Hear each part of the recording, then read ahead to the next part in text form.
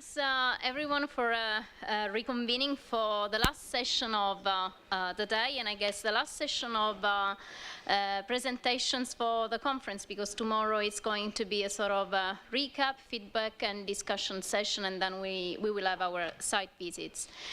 So this is the second part of panel 8, which is about preservation of traditional architecture. So James has put together a pool of quite a diverse pool of presenters, from practicing architects to academics, who I'm sure will tackle the topic from different angles. In order, the first one to present is Dr. Samia Kirchner from Morgan State University. She will be talking about port cities. So her presentation's title is "What is authentic about port cities along the Arabian coast of the Gulf? Questioning the lens of culture through 3 urban regeneration projects, the Pearl Trail of Bahrain, the Heart of Sharjah, and the Art of Doha."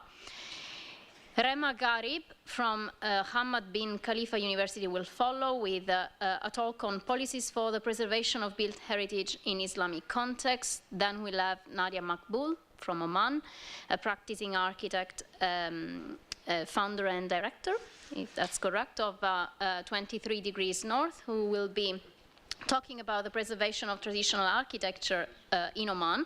And the final presentation will be delivered by Gizem Karamana Aksoy, who is a PhD student at Exeter University, who will be talking about surviving early oil era domestic architecture in Doha. So please join me in welcoming the first speaker. All right. Well, thank you, Qatar National Library, Dr. James Onley, Dr. Shoman Bodnapadi, Professor Nader Ardalan. I hope you recognize that you have something very special going on over here. As usual, with my encounters with the Gulf, I have met some great minds, great new minds that I didn't know existed. And I'm really hoping that we will continue to work together in the near future. Having lived in Sharjah for 14 years, I'm convinced, and again, this is just a personal, humble opinion, I'm not making predictions, may not happen, which is fine, I can live with that. I'm convinced that Gulf port cities will not be remembered in history for the iconic buildings planted by star architects, but for the social experiment that is Gulf. I know that there is a tremendous literature out there written by what I refer to as fly-by Dubai scholars, that this experiment is a negative experiment. I want you to ignore that.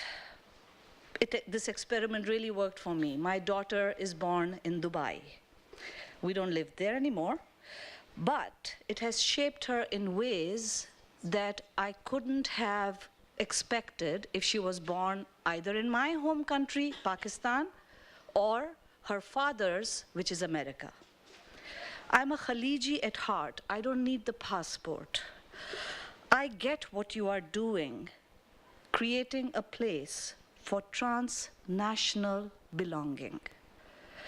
Urban open spaces play a vital role in the social life of residents and are often signature spaces that constitute a city's distinctive image. Building spaces, and thank you, Professor Ardalan, for that phrase, building spaces that promote chance encounters, and that's where I'm adding to it, and engage multiple users in shared experiences, in shared experiences is what gives cities its identity. Building spaces that promote chance encounters, I'm repeating myself, but it's very important. I might slash and burn my presentation, but this is the most important message I'm getting across. building spaces that promote chance encounters and engage multiple users in shared experiences creates a symbiotic relationship between residents and the city.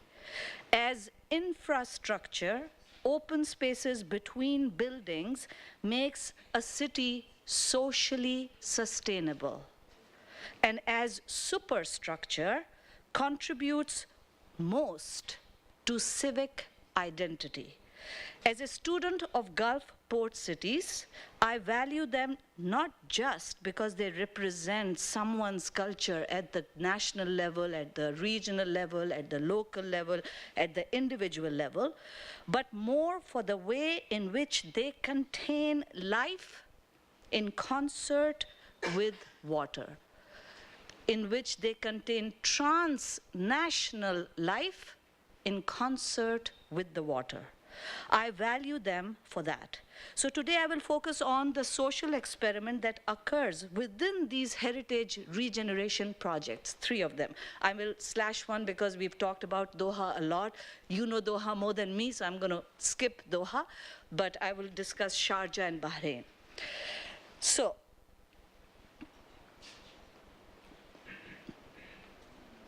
okay, and I will really focus on how to extrapolate what I call the idea of seascape urbanism that activates their outstanding universal value. The more I study Gulf ports, the more I question the introduction of foreign urban strategies when we can guide the failing state of affairs in ports such as Baltimore, my new academic home. So, since 2014, when I left Sharjah, I joined Morgan State University, and I lead there a research studio on transnational urbanism, developing a vessel for urban design strategies from across the world. The 3 case studies that I will share with you, or 2 of them, with you today are similar-sized Gulf port cities. But first, I would like to identify a virus that crept out of Baltimore in 1971, infecting ports worldwide. The Harbor East Waterfront Redevelopment Project was the first private investment in converting an industrial port to a tourist destination. The 16,000 vacant properties in Baltimore, the lack of an effective public transportation system, and very high crime rate in the city were main reasons for the failed bid by the Baltimore City for the Amazon's second headquarters. City concessions to private investors have had an unexpected consequence, which I've been studying for the last 4 years. While the investors had tax incentives to invest, employees who joined the firms and worked in the shops of Harbor Place did not pay city tax because they live outside the city in the county. Therefore, public funds from city resources are directed to maintain the waterfront to increase tourist revenue, resulting in the closure of 80% of the youth recreation centers across city neighborhoods. Hence, the constant appearance of Baltimore in the news as the premier crime city center in the nation. When the youth have no place to recreate, they get involved in crime, simple as that. Hence, the constant appearance and that. Yet, most global ports and all Gulf waterfronts are being redeveloped using this failed model of public-private partnership to create leisure destinations along our working harbors. Now, it may make sense to replicate such a model at abandoned industrial sites of the Rust Belt cities that by mid-century, due to the invention of containerized cargo, became cities with external ports.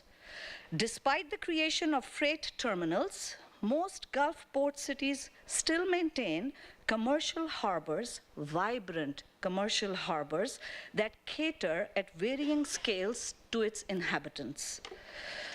Some, like Sharjah, allow, in historic continuity, floodplains within the space of the city. In Dubai, the historic floodplain is still empty, called Ghubaiba, from Gharib. It used to disappear. Okay. So in Dubai, the historic floodplain is still empty in a park with a metro entrance. I worked as a consultant to aid us for this proposal for the metro entrance, in which we allowed Water Lagoon to occupy the space, but RTA preferred to plant a heritage tower instead. This is the project that convinced me that otherwise I used to be a heritage person. This is the project that really, in 2008, pushed me off the edge, and I'm like, drop heritage, please. Just drop it. Drop culture, drop heritage. We need to do something else. What we really need to do is go beyond documentation, and I totally agree with you, Dr. Ali Raouf. Yeah, we need to go beyond documentation, even beyond preservation, even beyond restoration or reconstruction of heritage. We need to stop worshiping heritage and start making heritage. Push forward the Gulf architectural and urban heritage discourse towards generative design strategies for building urban spaces along the water, taking it in where possible as opposed to displacing more water through island construction. When you put ice in a glass of water, the water rises, right? That's what we are doing. We are adding to the climate change issue of sea level rising. Every time we make an island, we are putting ice in a glass full of water. So we need to stop doing that. The Qatar National Library Project on Architectural Heritage has the potential to combat neoliberal, speculative development models that are borrowed from the global north. I recommend including an additional goal to develop a taxonomy of generative design principles to guide contemporary architecture. I am totally with Professor Ardalan on this one. Wouldn't it be nice if and yes, I'm going to call it I know I'm not from here, but I'm going to call it sorry about that, our heritage solve a real world problem. Wouldn't that be nice? Like addressing environmental issue, and I will add to that, and facilitating multicultural and across-class encounters to enhance both environmental and social sustainability. It is not enough to simply talk about Gulf port cities represent culture. I would like to shift our conversation to what they offer to our rapidly urbanizing and alienating and warming world. The public squares of Muharrak's Pearl Trail, the souks of heritage area in the heart of Sharjah, and the Masharib along with the Souk al-Waqif of heart of Doha, allow for urban encounters between citizens, residents, and visitors. While UNESCO listed the Pearl Trail on a World Heritage Site in 2012, Sharjah as a gate for the Trucial States is on the tentative list, and urban Doha has not offered a site for World Heritage yet. The discussion in the region on reconstruction of heritage has brought attention to the issue of authenticity, which to me is a quality that is recognizable but not definable. In 2010, though the Ise Shrine is reconstructed approximately every 20 years, the Nara Charter on Authenticity, developed at the convention in Japan, allowed their inclusion as part of the World Heritage Site. This is because Japan made a case for knowledge transfer through heritage across generations. We need to make a similar strong case. In 2010, ICOMOS published a bibliography on authenticity that exceeded 30 pages. Since 2010, additional 11,000 citations in online scientific journals alone have come out in various disciplines that seek to define authenticity in conserving material culture. Much has been written about culturally divergent values that make authenticity an elusive concept and any universalizing test of authenticity questionable. But no one in our international community of conservation is questioning the lens of culture itself that we have inherited from European Enlightenment. Culture, according to David Cheney in his book, The Cultural Turn, was born in the crucible of Darwinian theory of evolution. Through the lens of culture, difference was to be seen for the first time as cultural difference, as McGrain has argued in Beyond Anthropology, Society and the Other. The diversity of scholars studying the Gulf presents a patchwork of inconsistencies regarding the relationship between port cities across the water. The richness of historic demographic data along the Iranian coast by Thomas Ricks, shows consistent disputed islands while portraying the Arabian side of the coast as a consistent in terms of its demography. Sharing data across the water and trying to figure out the similarities that define the unique architecture and seascape urbanism along both coasts needs to be documented and also further analyzed. My first case, Moharrak, the Pearl Route, is a World Heritage Site and consists of 17 buildings, 3 offshore oyster beds that had been jointly ratified by the International Union for the Conservation of Nature. Part of the seashore and the Kalat Bu Mahar fortress in the south tip of the Moharrak island, from where boats used to set off to collect the oysters. Moharrak is an ancient site where the urban consequences of pearling represent an outstanding example of human interaction with the environment, which shaped both the economy and the social diversity of the island. Through land reclamation that started in 1930s, the transition between land and water is mediated in parts, but there are still moments where one can maintain the inherent and historic relationship with water. Moreover, the 17 sites inscribed on the trail will collectively constitute a cultural tale and generate encounters between residents, citizens, and visitors. Whether the open places marking the trail will generate alternative economies remains to be seen, but it is important to recognize that public places between buildings can offer the possibility of alternative forms of expression and communication. And I just want to bring attention to this child, and I'll come back to that later on if there is time. Yeah, he was walking past as we were talking in the square. So, diverse social forces may meet and new ideas and practices be evolved. And here you can see that these gentlemen over there are talking and inviting these children inside. The building is designed in a spectacular way so that the music that's happening inside the hall, people can actually enjoy it from outside. It's designed for the people in the urban context. And the people are actually asked to come on in. They're just too shy to come in, but they're asked to come in, right? So, and here is the archaeological site underneath the museum and the music hall, right underneath it. Yeah. So my second case study, and my last, because I'm going to skip over Doha, I served as the client representative for this project, the heart of Sharjah. And Sharjah is a very unique place. It's the only emirate in the UAE with access to water both on the Gulf and the Indian Ocean. The heart of Sharjah is based on a very important collective memory issue of water as a permeable force, not a threat, but an asset. Now more than ever before, in the age of the Anthropocene and of surging oceans, we really need to safeguard this urbane relationship with water.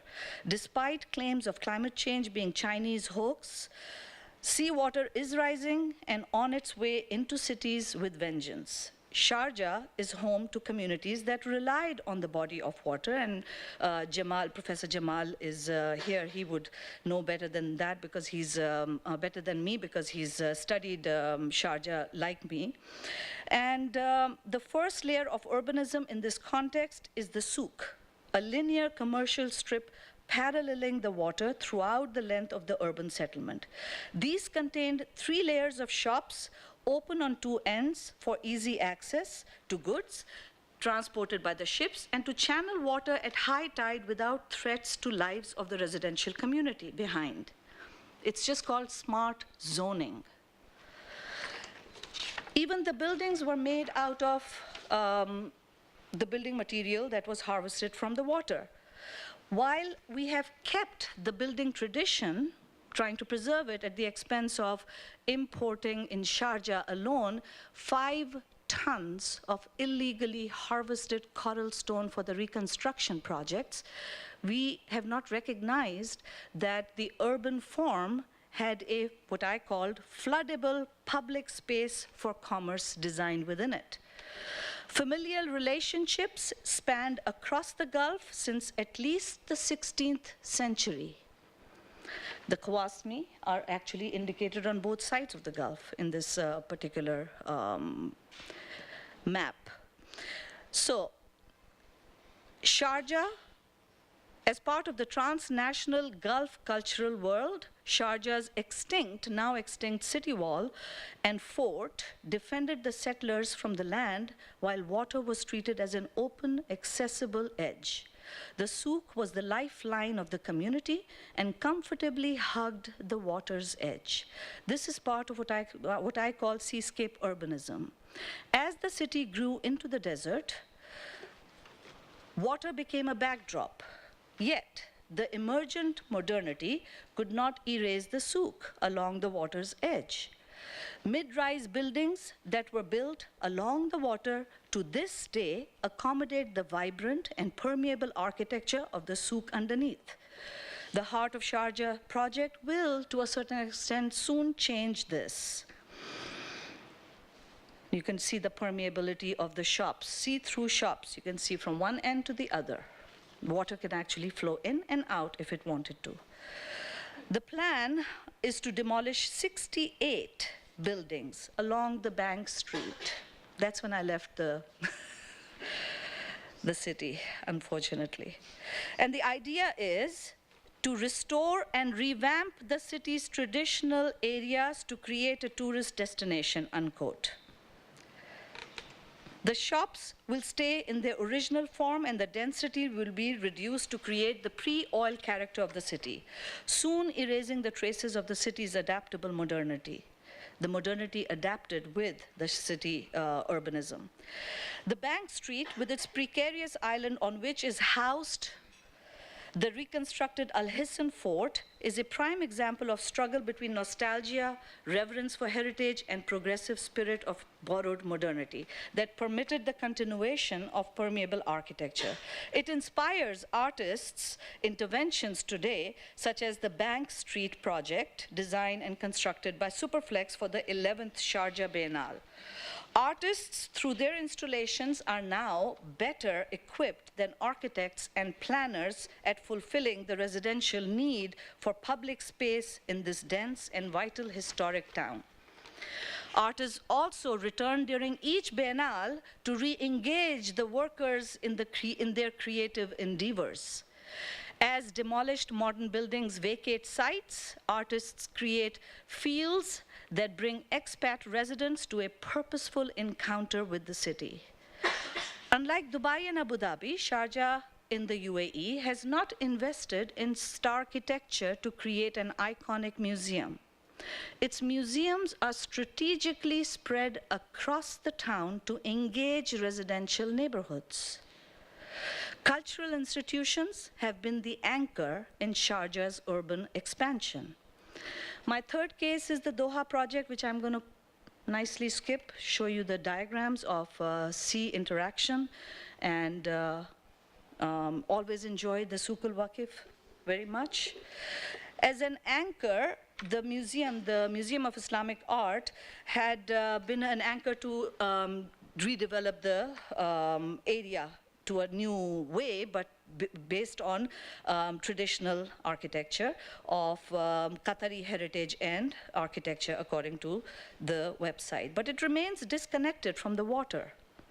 Gulf port cities are quite unique, since there are no rural hinterlands. The Congress of New Urbanism has transects that cannot be easily applied over here. Yet, we can give them a 7th transect. We can actually give them a 7th transect. Their 6 transects don't apply to us, but we can give them a 7th transect. Considering the 2011 Valletta principles, the outstanding value of Gulf port cities is its spirit of place and authentic urban fabric that generates multicultural and transnational encounters and offers life in concert with water. It is perhaps time that the global north started learning from the global south some urban design principles. If we shift for a moment our discussion from authenticity as a matter of cultural representation, and I moved one forward too fast. If we shift our discussion from issues of authenticity, we can actually allow Gulf port cities to design culture in the 21st century, which is the focus of my forthcoming publications. Despite the fact that New York City does not have a comprehensive master plan because it has too many boroughs to agree on, it does have the most comprehensive urban waterfront strategy. Yet even this comprehensive strategy has a blind spot. Suggested coastal mitigation strategies either recommend barriers to keep water out, not to build at all along the coast, or keep the ground level raised with no land use assigned to the ground floor. Urban planners continue to either propose mitigation strategies, as in New York, or ignore water rise and introduce new housing along the water, as in the case of Baltimore. And this is a proposed development, rendition of a proposed development. While we in the international conservation world remain focused on defining authenticity, we need to drop the whole discussion and really look at seascaping. Urban transformation along the Gulf is famous in the global north for redefining the water's edge by reclaiming land from the ocean, a strategy that displaces water of the already rising ocean. While land reclamation dumps quarried material into the ocean, accelerating water table rise, seascaping land, where possible, makes space for the rising ocean, embracing and channeling water into the city. Designing permeability of cities is one way of addressing, one tiny small way of addressing the rising water. Why limit the transects to urban landscaping when we can seascape the land? Thank you.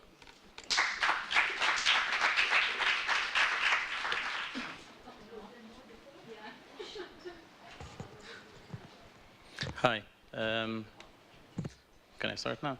Yeah, okay. Thank you very much for the invitation. Thank you for the efforts for the organizers and having us here again, meeting wonderful people that I haven't seen for some time. Okay. I'll be speaking today about policies for the preservation of built heritage in Islamic contexts. May I just give a quick formal introduction about the project? It's the study is an outcome of a QNRF NPRP project that was in collaboration with different institutions here in Education City, as UCL, Texas A&M, and Hamad bin Khalifa University. The objective of the study was to design an interdisciplinary methodology that can be applied to the study of Islamic values in relation to built heritage or in cultural heritage in general, in Qatar and in the region.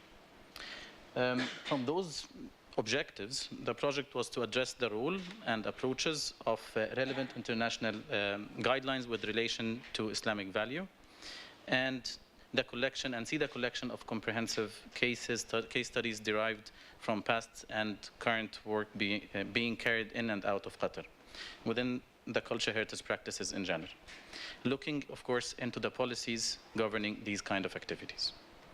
Specifically, we had to assess the practices of preservation in different forms. So we had to look into the architecture, archaeological, and conservation and museum approaches.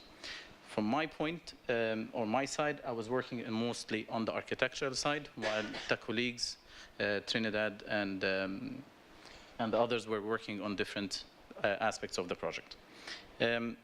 Out of this funded project, I personally managed to deliver 2 publications, and the third is under review, and I will be presenting one of those outcomes of the project. Today, I will be concerned mostly with the policies of conservation, but may I start with the, over the past couple of decades, there have been a number of destruction and events, including destroyal of different cultural heritage or built heritage in the world, especially in the Muslim world. In 2001, we've seen radical militants shocked us with the destroying of the Buddha statues in Bahrain, and yet in the same year, Yet in the same year, Qatar responded in 2001 by having a conference of al-ulama on Islam and built cultural heritage. The conference concluded with this major declaration. I'll leave you just to read it for a second. No problem. This declaration was made in December 2001. Yet the trend of destruction continued. Recently, we witnessed the so-called Islamic State militants in Syria and Iraq destroying entire heritage sites, such as those ancient temples. It could be Islamic, it could be non-Islamic, but it's part of our cultural heritage in the region. And causing a huge damage, of course, to the historical context. And we have to work against this, or we have to address these different challenges we're facing.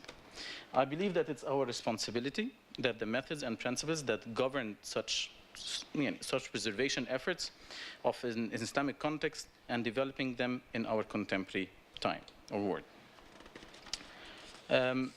In order to reveal the gaps that may allow destruction of heritage, we need to rethink about Islamic Sharia law and international policies governing preservation, and to learn of the Islamic law concerning preservation and how it is supported by Islam.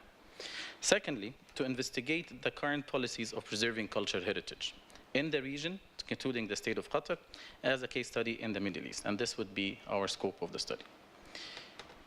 But in order to do this, we have to give a kind of introduction how Islam could be related to cultural heritage.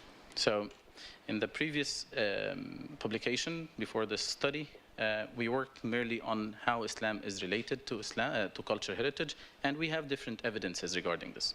So, as an Islamist source is Sharia law and the Quran and the prophetic hadith, of course, mankind was asked to utilize the earth and maintain life within this planet with respect to the natural environment, and it is basically our role is to preserve it while moving forward. And as much as Muslims are directed to learn and recite from Islam or Quran, it is equally important to preserve the environment, where the tangible signs of the Creator are revealed, while allowing appropriate interventions to ensure continuity and success. Islamic principles regarding urbanism and architecture aim to prevent any environmental destruction and create sustainable living for all people, despite the location and despite the time. Thus, the act of preservation secures the city with a sense of justice, virtuous urbanization, and through upholding past and future architecture. Again, now looking into the different Quran texts, we can see the importance of preserving aerial civilizations, cultural heritage. Either it can be objects or buildings or manuscripts, for instance. In fact, by destroying built manifestations of heritage, we eradicate the evidences that have been mentioned in the Quran, in any Abrahamic religions. The Quran describes the remains of ancient sites, past cultures, and the ruins of palaces as testimonies to lost glories. and lessons to be learned by present and for the present and future generations. It is clear that the acts of destruction that took place toward any inherited cultural heritage are against the Islamic law and must be prohibited. Thirdly, Islamic law supports preservation of built heritage through the benefit of people and the benefit of good. First, to achieve the good for all and to prevent harm for any. Achieving public good means committing to protecting the environment for the task of worshipping as well, or which man was created in the first place, and secure the concept of succession by constructing and continuing construction. As for the second concept, it is to fight against harming the environment, including the damage of buildings and wasting available resources. Preservation of built heritage ensures that resources are reused to serve the humanity for future generations, while not just toward Islamic heritage, but to all existing previous cultures. However, the enormous destruction of heritage in the Muslim world, this required revisiting and evaluating the controlling mechanisms to prevent these workful acts, starting by the state policies. The following section, or the second part of the presentation, will look closer into the policies related to preservation of cultural heritage in general, despite the type of heritage. The exercise is not to determine the best policies. This was not the aim of the research at that time, but yet to examine the current conventional policies through observations and professional experiences. So we had to look into previous studies in the theory of public policy, and we came up with the work of Mazmanian and Sapater, where they concluded with 6 conditions, and this was basically our backbone or the research methodology. We relied, of course, on interviews and surveys with professionals from different stakeholders or different institutions here in Doha. And we will go through the different conditions one by one and what we came up with our research. First condition, clear and consistent objectives. This condition aims to locate the distinguished, coherent objectives that have driven the policy formulation in the first place. So basically, we're looking what really derived us in order to get to this. The antiquity law number 2 in Qatar starts by defining antiquities. The policy is interpreted as being a generic set of outlines that refrains from defining a clear set of classification of cultural heritage. The classification is limited to movable and non-movable antiquities, which gives a high level of flexibility for interpretation. It could be a benefit and sometimes not. Which the policy ensures to protect any cultural heritage, whatever its origin and age. Some scholars may argue that this flexibility may be a negative fact, as the policy does not differentiate between cultural elements, yet it encourages to preserve everything regardless of its age, even modern buildings or modern architecture that have been erected in the 1960s and 70s. Yet it encouraged to look into the different typologies, mediums, or scales. However, it is crucial to highlight that this legislation was formulated in the 1980s, with no modifications to reflect the issues of Qatar facing today, or the urban expansion that we have been experiencing in the last 20 years. Thus, it can be argued that the Antiquity Law number 2 is encouraging preservation on all levels of cultural heritage without discrimination of style. And the second, this condition focuses on what the forces that formulated the policy. The answer to this question is attributed to the transitional period in the 1960s and growing urban settlements gradually replacing old traditional structures. The causes that contributed to the formulation of Antiquity Law number 2 are so to be different from those now. And that's why if we're going to look into the policies, we have to reconsider the new or different externalities we're looking into. This causes theory must be different in other countries of the MENA region, especially the ones with greater experience in the field of cultural heritage preservation. The common aspect between all the controlling and managing preservation legislations is that all support protecting any cultural heritage without any relevance to Islamic thought and relevancy. So we are looking at policies that have been imported from outside, somehow being adapted, but we never thought about actually referring it to the Islamic religion itself. So there is always a gap between how we design our policies and actually the socio-cultural or the socio-cultural dimension gained from religion in general. There's always a gap. Now, moving into the third, this condition refers to maximizing the implementation process through officials and target groups who will perform as required, of course, when needed.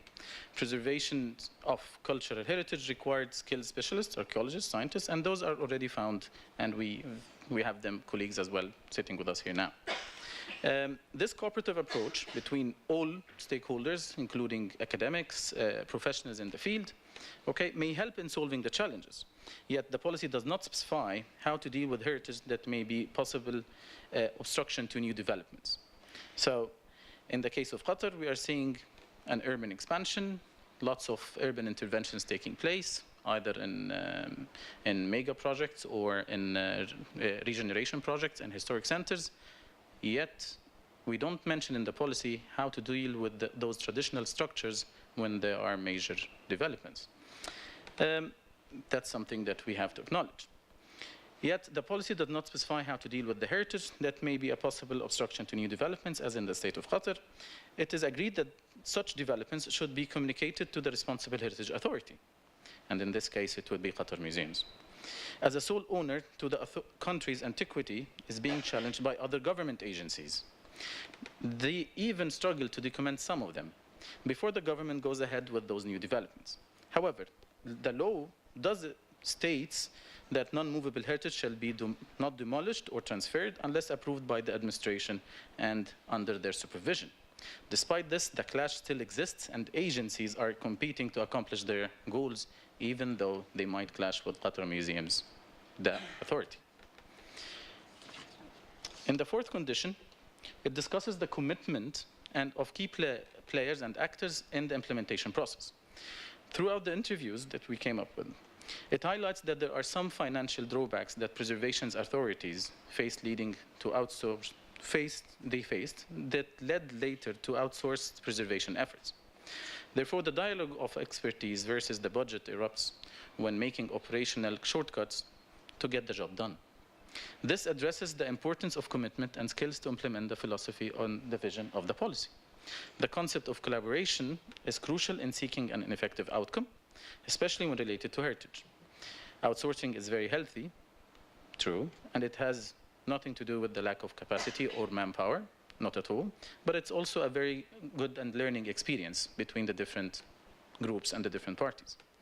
However, this argument raises the possible collaboration with non-Muslim scientists to preserve Islamic heritage and manuscripts, and this was very sensitive to some of the Islamic scholars or Islamic parties. Some Islamic parties may not accept this fact, yet by looking back into the religion and looking and studying the different thoughts and interpretations of Quran and Hadith, we came up that Islam accepts collaboration between all scientists, whatever their background is, however, because of the idea to achieve public benefit and secure preserving of all means of heritage. And now, this should not be addressed to the professionals, but should be addressed to the society. In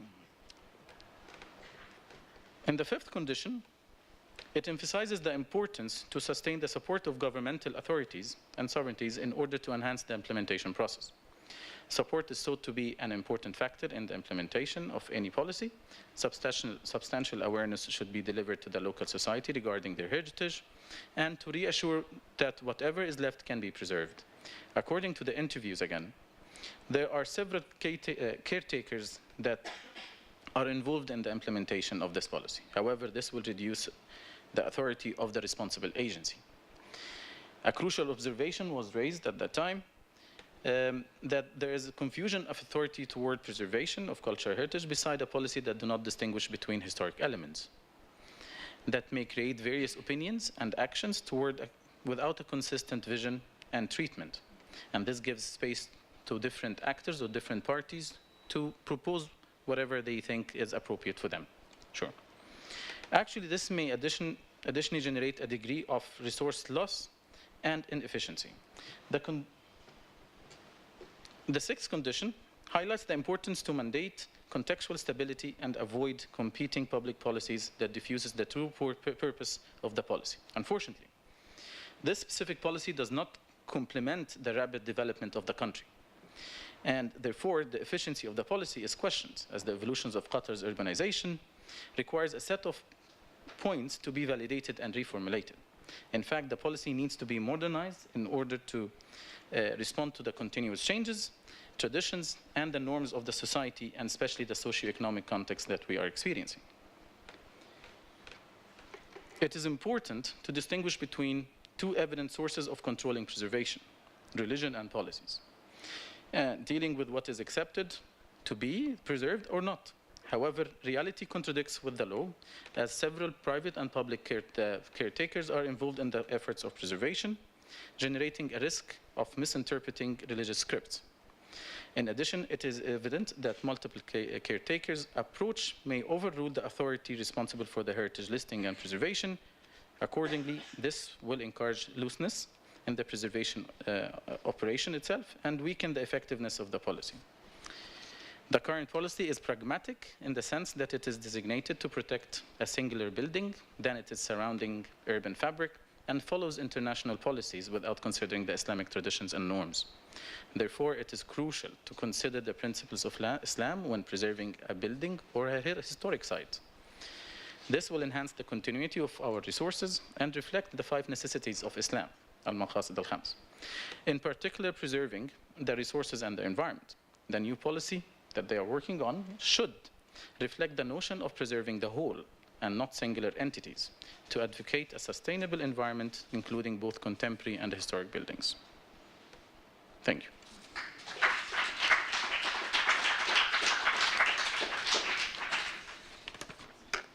Hello, good afternoon, everyone. My name is Nadia Maqbool, and I'm an architect and a founder of 23 Degrees North. It's an architectural consultancy based in Muscat. And I am very happy and honored to be here. Thank you very much, James and Schumann, for nominating me to attend and listen to these very inspirational papers and also to participate. I am, as I said before, I'm a practicing architect, and I left academia when I finished my Part 3 in 2009, so I am a little bit overwhelmed by the amount of research and depth that is being talked about during these past 2 days, but still I'm so grateful to be part of all of it. For me, as an architect, the most important thing about traditional architecture is the inheriting and the sharing of the experience of place, to inform a new experience appropriate to that which wants to be expressed by the place. What we call the essence of place, or it has been called the spirit of place earlier today, the intangible qualities of place, the batin of space. And it's very important for us, I believe, to be able to capture and express these, and maybe perhaps even document them, so they could inform a new experience of these traditional spaces, so that they may be experienced today by the young visitors, inhabitants, experienced in an equally, not similarly way. And I believe that this sharing of experience of traditional architecture to inform these new experiences appropriate to the essence of the place is perhaps the most important way of engaging Omanis and citizens and residents of the Gulf to the architecture of the Gulf and the traditional architecture of the Gulf. Because we at 23 Degrees North believe that place does have essence. Just like we humans have essence, place has essence, and this essence can either be authentic or inauthentic in its expression. And we believe that successful architecture is authentic to that expression and is really able to root itself in everything that is physically anchored in that. So, it celebrates the climate, the topography, the people, the landscape. And maybe more so in traditional architecture and traditional space, because traditional architecture already has this very strong physical imprint. The physical imprint of what this experience used to be. And so, I know we've been talking a lot about recording and recording of recording and so on, but from a practicing perspective, from a practical perspective, I was wondering if perhaps the recording of this intangible quality of architecture can be considered through the Gulf Traditional Architecture Project to enable this engagement with today's audience and today's millennials. Because like I said earlier, I believe this is the most important thing that we can do today. And as I ask this of you, I'm very conscious and aware that I'm here to also tell the story of my own experiences with traditional building and Oman's experience with preservation of traditional building, how it has journeyed on this path, and the learnings and the trials, and how Oman is doing it and how Oman is still doing it. So at the very beginning, my relationship with traditional architecture started as a student in my final and fourth year of study, when I chose حارة الجامعة in Adam, and it was discussed earlier today. And I found myself very, very interested in the experience of this settlement, walking through this place. And I found myself trying to document it. And of course, it came from a very practical perspective. I studied in Scotland, so I had to transport my tutors and my peers to this place. And I was very interested in trying to convey to them what it was like to move through these alleyways, moving through light and shadow from tight and narrow spaces to wider spaces, openings. And this is how my relationship with the recording of the experience of space started. And it moved on to, trying to be more analytical, looking at how scale and materiality and proportions really contributed to that essence of place, the experience of place. And this project now is a project that's been taken over by the Ministry of Heritage and Culture. It's of large historical significance because, as discussed today and yesterday, it is the birthplace of the current ruling family, the Al Busaid family. And as you can see from these photographs, these were taken in August last year. It's almost completely restored. And Oman has no problem with restoring the physical manifestation, or the physical aspects of traditional architecture. You can see here that the materiality and even the quality of light, it's all there. And it prioritizes this physical documentation of traditional buildings because it has this huge responsibility to safeguard the past. However, in my experience, there is little consideration and connection afforded to the continuity or the breathing of life into these new buildings, the repurposing, the adaptive reuse. And as we all know, as we've been discussing for the past 2 days, doing this successfully, this repurposing, this adaptive reuse, is perhaps the only way, the only sustainable way of ensuring the survival of these traditional buildings. Now, after I graduated, the first heritage project that I worked for was with Atkins in 2009, and it was to look at a derelict existing mud brick settlement in Ibri called Harat al-Ramal, and it was a feasibility to transform this site into a tourism product. Now, at that time, I didn't realize how unique this project was in the Omani context because effectively, we were appointed by the Ministry of Tourism to look at a way of repurposing this site to make it relevant to tourism. And we went about it the traditional way, or what I think is the traditional way, documenting it. We spent 2 weeks surveying, measuring, photographing, and annotating around 138 buildings. And we came up with a series of these drawings describing the type of construction, the state of the building that we found it in.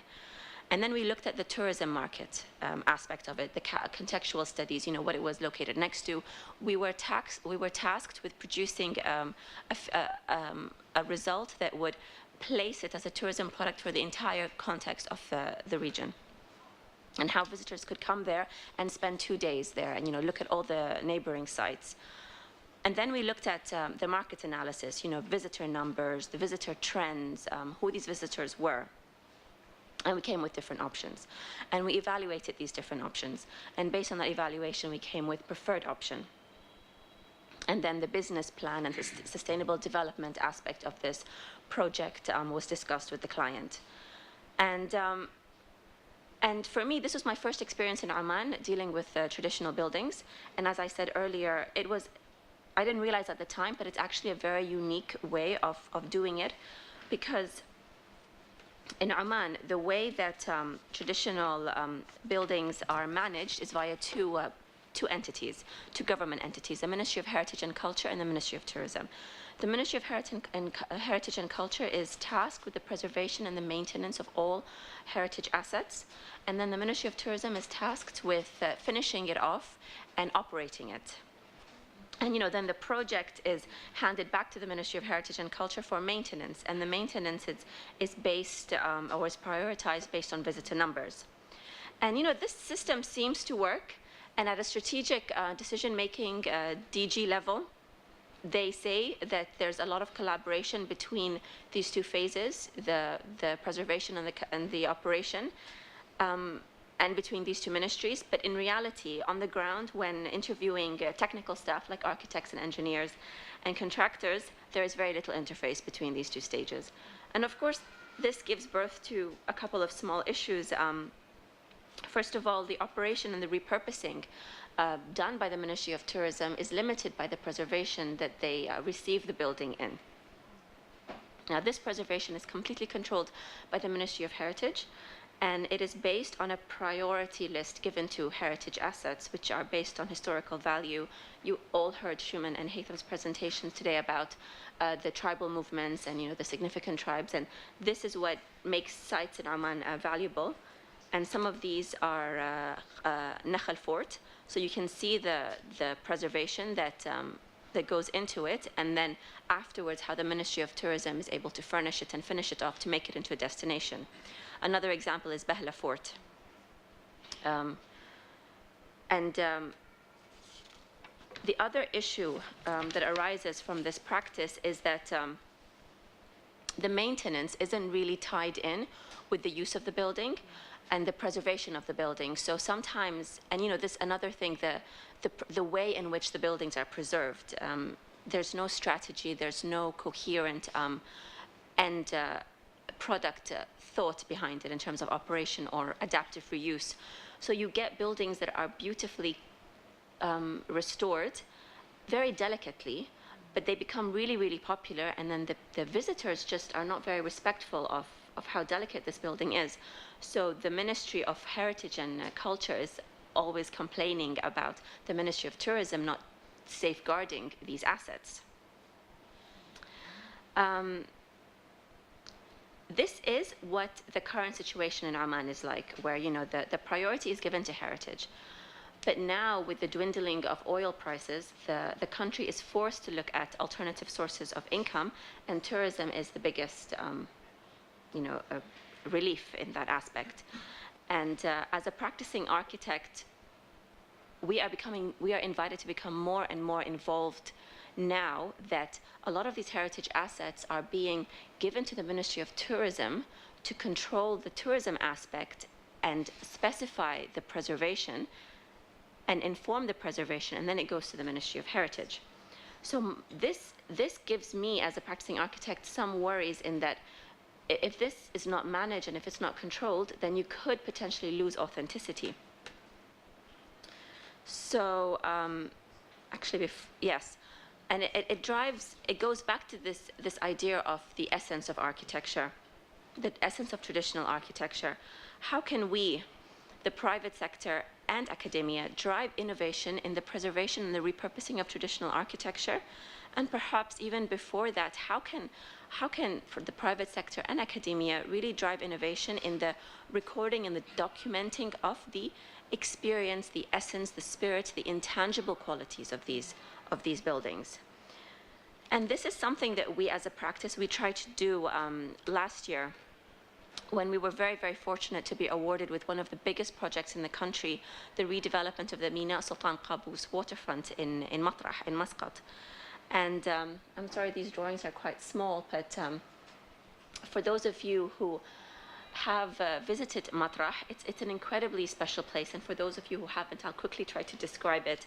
Oman in general is a place of cosmic landscape. You know, the mountains, the sea, the desert, they just meet each other in these dramatic cosmic ways. The sunshine, very similar to here, except that, you know, the mountains are really, really high, and you have all this topography. It's quite dramatic. And Matrah is at this point where the northern Hajar Mountains meet the sea, creating this really ragged, jagged bowl that personifies the experience of arrival and protection. And this is what the site was. This is what the site still is, Matrah Harbor. And humans have inhabited that place for a very long time. Matrah Fort and the towers on the mountains, they reinforce this sense of enclosure through the raising of these buildings and the shaping of the corniche. And the urban landscape there is very, it's very delicate. It almost it allows the landscape to speak first. It's all about the landscape, and the urban the buildings and the urban landscape, they very much take on a secondary role. And as an Omani architect, and as the first chartered Omani architect in Oman, I believe that my involvement in this project was to really make the intervention Omani. And this is another appeal that I'd like to raise here, in that Omanis are very, very precious about Omani architecture, and even their modern architecture. They would like it to have this essence of traditional Omani architecture, but it's so much easier for them to recognize it physically. And as a practicing architect, it's so much harder for me to be able to describe the essence or the spirit behind it, to enable a reinterpretation.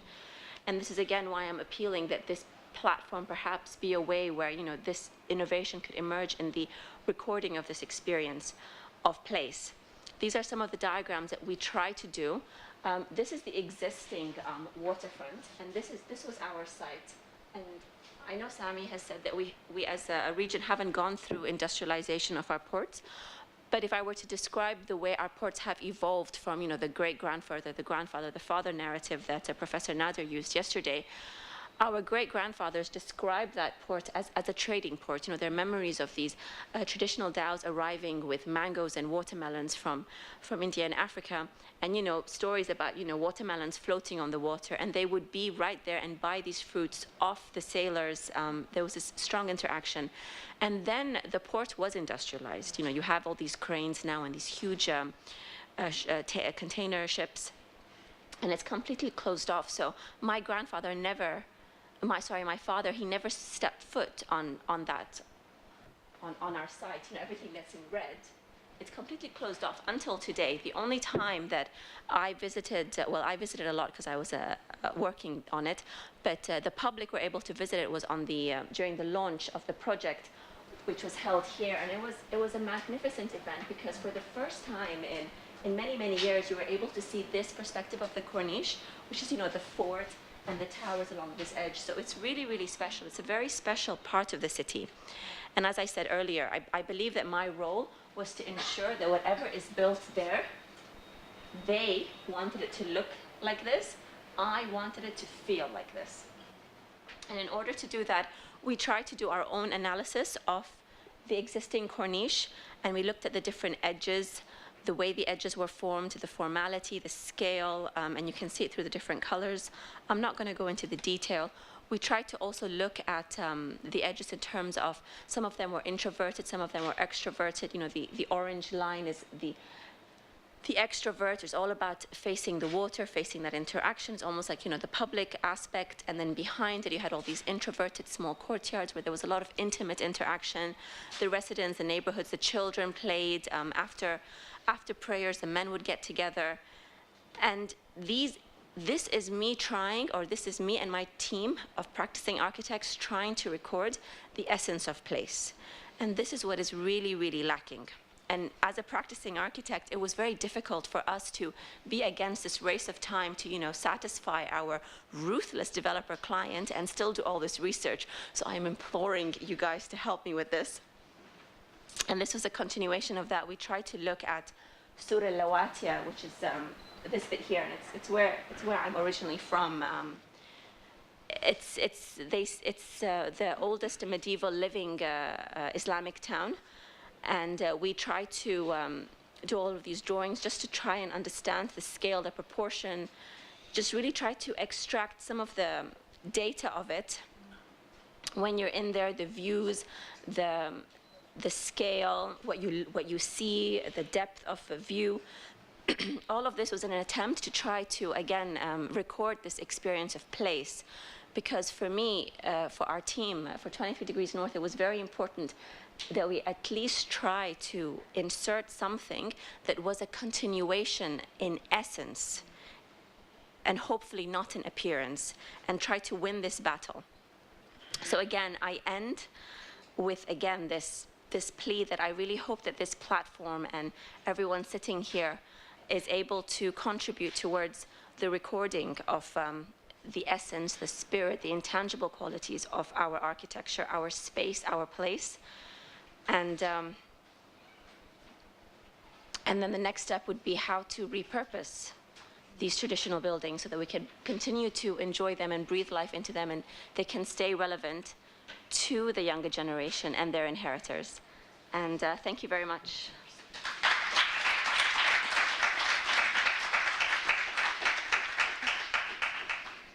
So, hi everyone. My name is Gizem. I'm an architect and a PhD candidate at the University of Exeter, as Giamila mentioned briefly. And my relation to Qatar and its built environment started with my involvement in the Origins of Doha and Qatar project in 2015 and 16.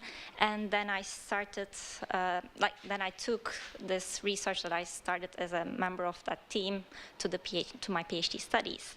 And my presentation today is mainly based on my documentation of the surviving courtyard houses in central Doha. The great majority of these neighborhoods were developed during 1950s, which is also named as the early oil period in Qatar, or the transition period, emphasizing the passage from vernacular architectural practices to the modern. And during this time, while yard-oriented housing typology remained the same, the oil industry started introducing new materials to housing as well. And my documentation concentrated on municipal zones for 5, 16, and 17, but I prefer using the names that these neighborhoods are commonly referred to in the local language, and by projects such as the Mapping of Doha project of the Qatar Museums that partially recorded these neighborhoods and who have kindly shared their data with me, and the Origins of Doha and Qatar project of UCL Qatar. I visited and documented 86 houses in total in the neighborhoods of Al Asmaq, Al Najada, Al Hitmi, and Old Al Ghanim, which you can see here in relation to a number of politically and culturally significant locations in central Doha, which you're all familiar with. But other neighborhoods inside the Beering Road also accommodate some remaining courtyard houses from the early oil era. For instance, the neighborhood of Al Ghanim was recorded by a group from UCL Qatar in collaboration with Qatar Museums. And historical maps shows us that these neighborhoods were largely developed during 1950s, right after the beginning of the exploitation of oil, with some exceptions, such as northern part of Al Najada that you can see here, which was already there in the pre-oil period. And right after the beginning of the exploitation of oil, Doha's built environment entered into a period of expansion and modernization, which we can say that had been accelerating up until now, of course, due to stagnation at certain periods. This is the aerial map of 1952, where we can see new buildings appearing in southern part of Al Najada as well as in Al Asmaq. And by 1959, most of my research neighborhoods were already built up. And when we look at the urban fabric of 1950s, we see that the neighborhoods of the pre-oil period, as well as the neighborhoods which started to be developed in the very beginning of the decade, such as Al Najada and Al Asmaq, follows a rather irregular urban layout, whereas, which you can see on the left here, whereas we start seeing the use of a grid layout in the neighborhoods that started being developed as early as 1953, such as Al-Doha Al-Jadida, which is located just on the south of Al-Asmak, as well as Al-Hitmi, which was later joined by the neighborhood of Old Al-Ghanim that you see on the right here, in the following years. And the neighborhood of Old Al-Ghanim is composed of housing blocks of 100 by 50 meters, divided into 12 housing units. And as Richard Fletcher and Robert Carter also points out, the arrangement for Al-Doha Al-Jadida, the arrangement of building volumes in each compound differs from one another, and some housing blocks seem to have been unified with their adjacent plots. This suggests that either a private developer or a government may have provided the plot of land and the compound walls, and that the families were able to construct and expand their plots according to their population and preferences. We know that in the pre-oil period, Doha composed of districts founded largely by tribal groups, but not limited to, and inhabited largely by populations from certain geographic origins, and that there was no planning in its modern sense. The broad parameters, such as the settlement of new tribes and formation of new districts, required an agreement with the Sheikhly authorities. And while the most construction concerns, such as building violations, were dealt with at lower levels in tribal clans. And when we come to 1950s, although there wasn't an official body responsible for housing and infrastructure development until 1964, this grid planning inferred that a form of urban planning started to be introduced in Doha. Also, historical records show that a budget was proposed for housing by the political officer installed by the British authorities in Doha in 1950. And in 1950s, Western planning elements started to be introduced also as a way of, as a response to the introduction of the car, which required infrastructural adjustments and designing accordingly. Yet, yard-oriented housing typology and its incremental growth according to the needs of the growing families remained the same. And although grid plan was used in certain areas, such as in Old Al-Ghanim, urban qualities of the pre-oil town, such as narrow thickets, were still present. And every once in a while, you can still encounter like small urban pockets leading to entrances to one or multiple houses, which provides a level of distance from the main road and a level of privacy. And today, they are used by the migrant population living in these neighborhoods for various purposes. The future plans of the neighborhoods of Old Al-Ghanim, and as well as the remaining patch in Al-Hitmi, foresee these areas to become residential tower zones, and the regulations require a ground floor parking. So, like, instead of thickets and urban pockets, the future of these streets foresee high-rise apartment blocks and mainly cars on the street level. In 1950s, along with the introduction of some changes on the urban level, some new building materials started to be introduced, such as shell-tempered concrete blocks, square machine-cut timber, which was later joined by cement blocks, reinforced concrete, plywood, and corrugated steel sheets. And along with the introduction of new building materials, the houses of the early oil era differ in terms of size, configuration, and decoration from their humbler descriptions of ordinary houses of the pre-oil period. And Rob and then they explained this as with an increase in the buying power of the population. And perhaps we can add that the availability of the more industrialized materials, which can be which people could put their hands on more easily. So people started affording unified courtyard houses, livans, mejlises, as well as architectural elements which had been previously restricted to certain families, such as some decorative elements. And yet again, the increased buying power and introduction of new materials did not affect the housing typology, as well as the use of the majority of architectural elements specific to the pre-oil period, and the later expansion of these houses with the changing needs of the families. So the growth in time, as well as the use of new building materials in their later years, observed even more clearly due to the weathering and deterioration of these neighborhoods. On older volumes built out of stone and mud, you can see additions of cement blocks, shell-tempered concrete blocks, as well as reinforced concrete. Interestingly, the air conditioning units, which were installed later, give a more clue about like wall thicknesses, that's what these walls were made of. And while in the pre-oil period, we know that the roof was constructed of imported danshell beams, split bamboo, woven palm matting, and a layer of earth. In the early oil period, such as square machine cut timber beams started replacing the danshell beams. And then in some examples, these machine cut timbers replaced the bamboo and the matting, and in other examples, plywood replaces the palm matting. And finally, suspended ceilings started covering the previously exposed roof structure in some cases.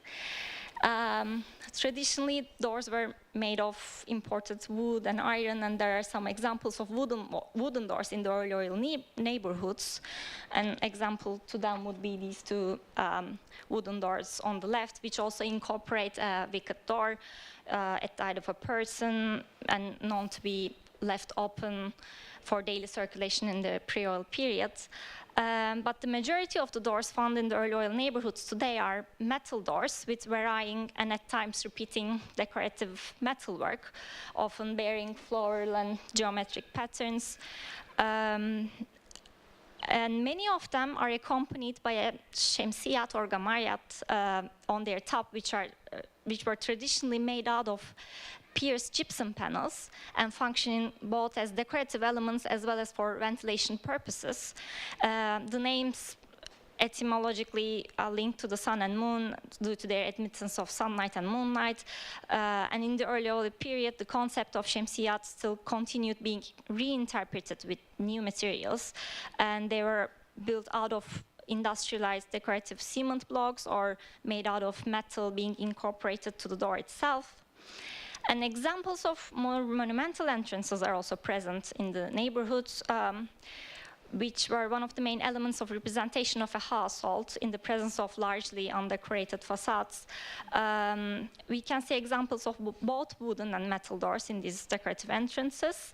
But also we can see some examples of the migrant, like additions of the migrant population that you can see on the right here, which is a Hajj door made by the Pakistanis celebrating the returning of the Hajj. And other than doors, the windows of the Mejlis, or elements such as durva, which is the term used for the decorative parapet, was another external decorative element. And durva is traditionally made out of gypsum or wood, and mainly used to be found in the houses of people of influence. But in the early oil period, they started to become much more common since industrialized cement blocks of repeating patterns were introduced, and they didn't require as much craftsmanship to produce. And as mentioned previously, many of these houses expose their expansion in time with the use of more recent materials of the time. They incorporate stone, cement blocks, concrete altogether, as in the example of this house located in the northern part of Al-Najada, and we have seen it also in some of the other presentations previously. The house also incorporates ceilings constructed with different materials, danshell beams and square machine-cut timber. And the street that this house is located in northern Najada was already in place in 1947 area, and Ibrahim Jaidar's book on traditional architecture dates back to 1925. So there's a strong possibility that it partially dates back to the pre-oil era. The incorporation of decorative recesses and arches built out of pre-oil building materials, as well as the badgir, the ventilated roof screen that you can see on the right, infer that, because like, I haven't seen any other examples of a badgir other than two houses, which are both located in the northern part of Al-Najada. And in fact, some of those remaining houses in northern Najad are chosen to be purchased by Qatar museums. I've been told that they do not have a future plan for the houses yet, but on my visits on the site, one of them was open and inhabited by the gypsum makers working in the souk. And I had the chance of observing what differs that house from the others, which caught the attention of Qatar museums. And I saw that they incorporated architectural features specific to the pre-oil era, which cannot be found in the neighborhoods developed during the early oil period, including the badgir for passive cooling, as well as decorative recesses. Another distinct characteristic of this house is the fact that it doesn't incorporate any cement blocks, and as far as I could see, it was all built out of stone and mud. It incorporated timber doors and windows, and all the roofing was made out of danjal, bamboo, and palm mat roofing. And the house was in a very good condition when compared to the other houses, and it looked like it has been restored. And overall, most of these pre- and early oil neighborhoods have been redeveloped over the years. The yellow areas on the map of Al-Najada here indicate the remaining patches of the early oil courtyard houses and some pre-oil courtyard houses. And the adjacent neighborhood of Al-Asmak also have its peripheries already redeveloped into high-rise hotels as well as commercial or residential buildings over the years. So the remaining 1 to 2 story houses are to a large extent hidden away from the main roads, surrounded by high-rise buildings. They are either already going through rehabilitation and redevelopment or are projected to be redeveloped in the following years. The neighborhood of Al-Asmak is in close proximity to Souk Waqf, as well as the Musharraf downtown Doha. And the zoning designation for the neighborhood indicated as a special development area, which indicates a case-by-case decision-making, because the neighborhoods of Musharraf, downtown Doha, Al-Asmak, Al-Najada, they all bear the same zoning designation, while they are different in character and accommodating various building types, typologies, and functions. And from my interview with the municipality, I understand that these houses will be preserved and rehabilitated, probably being appointed largely new functions. But the project is not finalized yet, as far as I understood. And the heritage buildings I encountered in Qatar so far seek to preserve the pre-oil building techniques and architectural features, whereas the early oil architecture is often questioned about its authenticity. Yet I believe these houses to be the surviving examples of a specific and interesting period in Qatar's history, while keeping the pre-oil housing typology and practices of domestic life associated with it. They reinterpret various architectural forms with new building materials, and they incorporate a step-by-step changes of an era, which is also named as the transition period towards modern building techniques, housing typologies, and eventually changing lifestyles in Qatar. Therefore, instead of trying to clear them out, to preserve and exhibit these later editions made with more recent materials offers the potential of keeping the architectural record of this specific period in Qatar's history and part of its heritage. And not only the later editions of the Qatari families who were the original owners of these houses, but also the additions and adaptations of the migrant population living there since 1970s and 80s have become part of their history. So hopefully the recent preservation projects in Al-Asmak and Al-Najada will maintain and spread the architectural and archaeological story of this period. Thank you. Thank you very much to all our presenters for these inspiring presentations. I would like to kindly ask them to come over. So can I ask the audience if there is any question for our speakers? Yeah.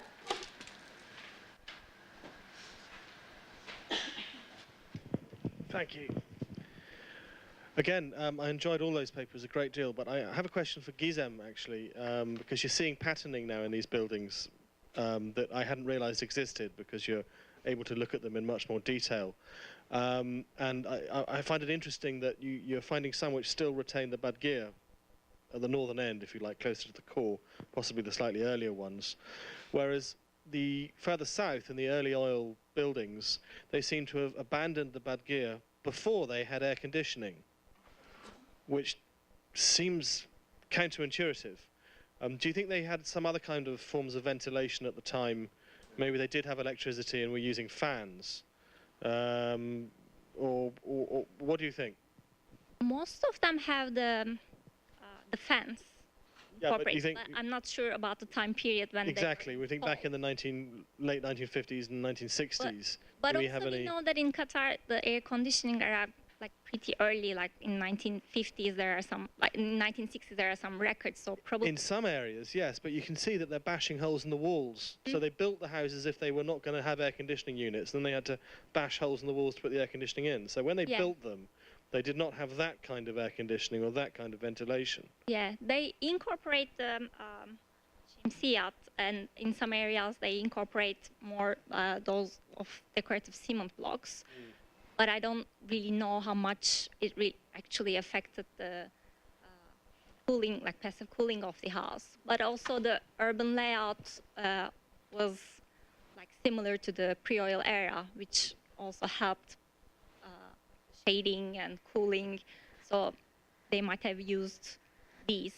But I'm not sure about when the fans were installed. Sure. But they have them both in inside the rooms and in the divan, and like they're very common to see. There was another question. Thank you very much for very interesting talks. I would only ask a question about the gentleman who talked about the law issue. Just one comment before I ask my questions. You're absolutely right. The Qatari antiquity law is like super antiquated and needs to be modernized. Keep in mind also, I don't know whether you mentioned it, that it is, together with the Omani law, I think the oldest law that is still in place, while the other ones in the MENA region have been successively modernized, the latest one in the UAE and in Saudi Arabia. What do you make out of the fact that this law in Qatar does not actually is based on colonial law, but in fact is sort of a derivative of the Arab League, right? In 1970, Qanun al-Athar al-Muwahhad, for instance, that in the form it is today in Qatar preserved, I would say, is merely a sort of a list of talking points that was meant to be used by the legislature here, basically to be transformed into a real law, actually. This is actually what it says in the end. Now, the other thing is, can you maybe comment on this law in comparison to more recent laws, let's say Saudi Arabia, let's say UAE, and tell us more about whether Islamic principles have been used in those laws and why not? It seems to be, for instance, that some principles of Sharia, as you mentioned, were introduced in this part of the world. For instance, Taswiyat al-Qubur, without actually being written into a law, but were sort of adopted in one form or the other. And would you not say that, for instance, the adoption of some principles, just like that one, would bring us into a sort of an Islamic casuistic that would be, or discussion rather, where, for instance, you find something in Bukhari, the other one you find not in Nawawi, and would create a lot of issues, basically, in creating a legible and understandable law. You mentioned, you showed us in the beginning, for instance, the declaration of the ulama, where fundamental human rights, humanistic principles of decency towards the past and the reigns of the past and cultures, basically, as mentioned. Is this a way of going forward, or where would you start, in fact, implementing principles of that sort? That's a long question. It's a dumb question? Long question. Kidding. Long question. Okay. May I just clarify that there are different aspects here. In order to answer this, in comparison to the other Gulf states, for instance, some of them actually has worked on developing their policies. As you mentioned, Saudi Arabia and UAE now, and Kuwait is going into this this process starting from last year, I believe, effectively. Most of the Arab nations are going into this because the policy, yes, was driven by the colonial policies, but when the French and the British were here. Some of the policies were adapted, and the Islamic perspective here was taken into consideration, and some not. For instance, when it comes to the issue of qubur or mausoleums and cemeteries and these areas, you would find, for instance, in the Levant and the North African region, they are considered as heritage and they have been listed. Okay? And they are budgeted as well for being preserved and showcased in some cases. While when it comes to the Gulf, no, this is a bit sensitive because of the different doctrines or the different madhabs. Okay? So it's very crucial when you start looking into how to reformulate the policy or evaluate the policy, from which perspective you're going to look into it.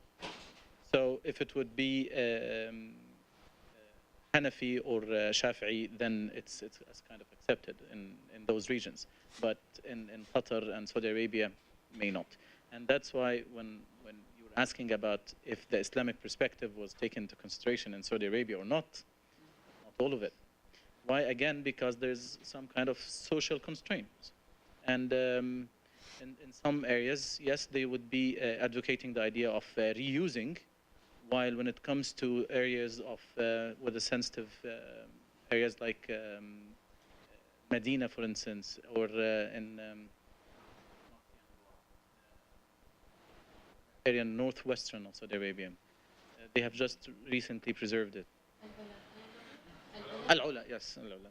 Exactly. And those areas were forbidden for visitors for a long time, but now it's open. So it's controversial. Some areas, yes, there's a little bit of flexibility, and they are opening more places for visitors and people of Saudi Arabia to visit, while in other cases, when it comes to cemeteries in Medina, they are trying to run them down. Yes, it's happening, and the idea is the expansion of the Holy Mosque, but again, in terms of policies, it's not really written specifically. Now, if it's the way forward or not, it's not the only way forward. But we have to take it into consideration, because at the end, those policies are serving the people of the state or the region, and if not taking it into consideration, then we will be left with gaps.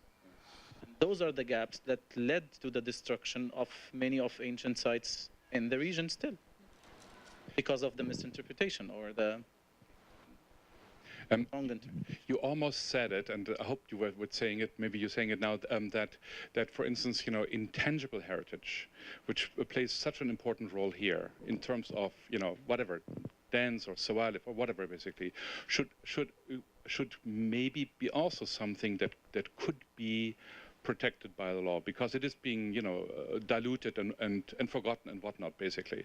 I think it is particularly for the concept of history here in this part of the world, very important to protect intangible heritage on the same level as tangible heritage. That is me as an archaeologist saying, Yes. But in some cases it's happening, and I believe in Sharjah and United Arab Emirates, with the efforts done by the ICRA and the Minister of Culture, they are taking intangible heritage in the same level as tangible heritage. Actually, it's a cycle. It starts by tangible heritage, considering it, documenting it, then starting off reusing and repurposing, and then taking into consideration the intangible heritage as the tool for the repurposing. So it's an experience that we have been seeing in the Gulf region. Actually, they don't have as much listed sites as other countries in the MENA region, while they are taking the intangible heritage in a better sense than others. So you'd see this in the United Arab Emirates, you see this in Saudi Arabia now taking intangible heritage into account. Oman, for instance, they have a better experience. Of course, Bahrain. And recently in Qatar as well, you find the Ministry of Culture is pouring efforts in this. Thank you very much for all your presentations. I would like to address a question to the case of Oman and heritage tourism in Oman. I think the country is pioneering in this field of using heritage for. How do you assess this experience? And would you think that it's an experience that should be explored and used as a model for other GCC countries? I'm not sure about it being a model for all countries. I think today somebody said that there isn't one recipe that would work for everything. But I think the Omani experience is something that can be built upon, can be developed upon. And, you know, there are advantages and there are disadvantages. Like I touched on briefly in my presentation, initially or until the current moment now, the heritage drives all heritage. The preservation drives all heritage assets and the management of heritage assets. And in a way that's really good because it means that you can almost guarantee the authenticity as long as you can trust the team that's working on it. And the Ministry of Heritage is they're quite good at selecting good technical staff to work on the preservation of the project. However, now with tourism being at the forefront and tourism getting all of the budgets because of this need to diversify the economy, what we are seeing now in practice is that the Ministry of Tourism is gaining first these heritage sites and is almost specifying the level of preservation that goes into it. And this, I can foresee it being a little bit of a problem because if it's not managed well, then there could be a question of authenticity. So another thing that you were talking about what is the experience of Omani tradition and the preservation of architecture.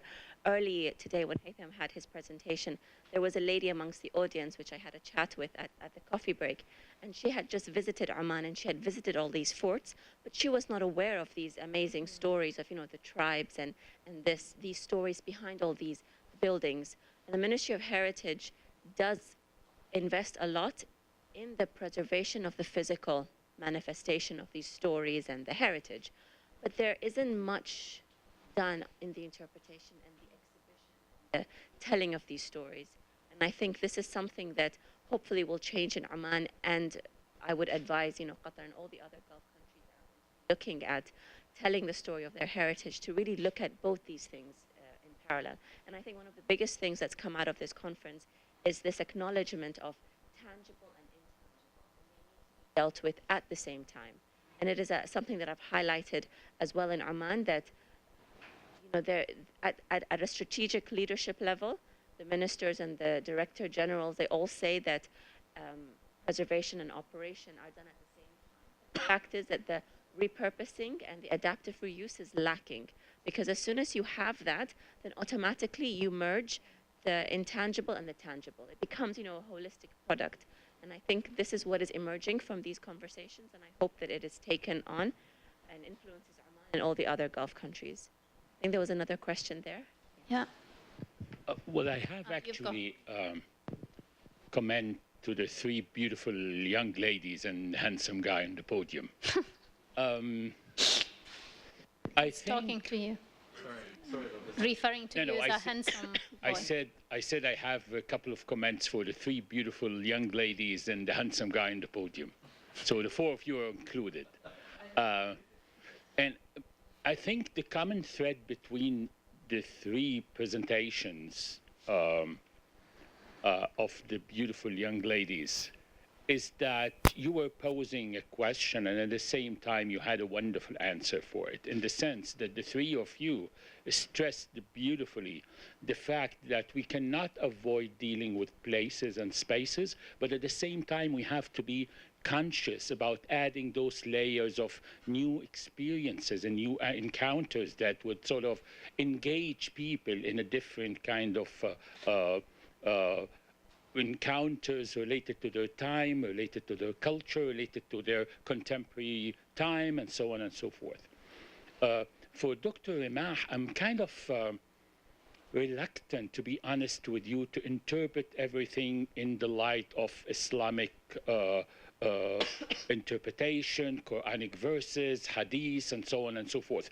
And my argument regarding that is, number one, related to the very first slide that you have used, which is the destruction of the statues of Buddha by Taliban. Well, this is also according to Islam, right? And this is according to ulama. And if you look around what is, if you look at Kaaba and what is happening in Kaaba, and I wrote a whole book about that, this is a crime, literally a crime, supported by ulama. So it seems to me we need also to differentiate between when Islam is used as a sort of manipulative tool to pass this and stop this, and when, as Professor Ardalan kept on telling us yesterday and today, when it is used to encourage us in a more philosophical, spiritual experience. Thank you. Okay. Yes, I totally agree with you that it's not everything that we have to relate to Islam. But again, it's part and a major component in this society. So you cannot neglect it, and even though you cannot take it as for granted for everything. True? But when looking at what happened in the recent years of destruction, this because of the gap of understanding and interpreting religion. Now, it's very important to rethink again about putting both together in one ship. If we're going to keep them bisected or separated, we will still have this gap. So it's very important for professionals in different fields to look into religion, and again, of how religion to look into the other fields, the applied sciences. So, and this is very, very important nowadays. So when it's not a way of Islamophobia or putting Islamization of everything, but no, it's not. It's part of our existence in this region and the Islamic world. And it's very important to look into both sides of the story. So it's a layer, but it's not the only layer. Now, aren't we taking from those conventional policies that we inherited from the West? Yes, we are taking it into consideration. But are we adapting it properly? That's another question. You can adapt it because of the socio-cultural context, the different norms, the traditions. And for instance, if we're speaking on contemporary architecture, and this is a completely different story, but it's kind of an analogy, is that when looking at housing, for instance, we're taking still the same Western planning systems and we're applying it into our context without considering any socio-cultural aspects here. So, and we keep on arguing about this issue of how to look into the different traditions and norms and how we can provide a better housing strategies to our people. So it's the same concept again, but in a different sample, the heritage. So it's not wrong, but it is needed. To address this question, it just occurred to me as I was listening to Dr. Remah's presentation that, yes, I totally agree that we can't look at it only from the Islamic perspective, but you're absolutely right. It's another layer. And if I add that layer, which I never thought I would, but I'm thinking of it now, if I add that layer on my research, it actually makes it even stronger case because there are very humanistic principles in Sharia for access to water. You cannot privatize, and for large people will know that. You cannot privatize water. And that's what's happening across the world. If you have money, you can buy the waterfront. So perhaps we should look at it as a layer just to see where it goes. We don't have to follow it, but it's a layer. of this as well is sustainability would have a completely new dimension. The responsibility that we have towards our inheritors and the safeguarding of the planet on all its levels. This is, it would, yeah. Good. So I guess that we can thank you, our speakers. Thank you very much.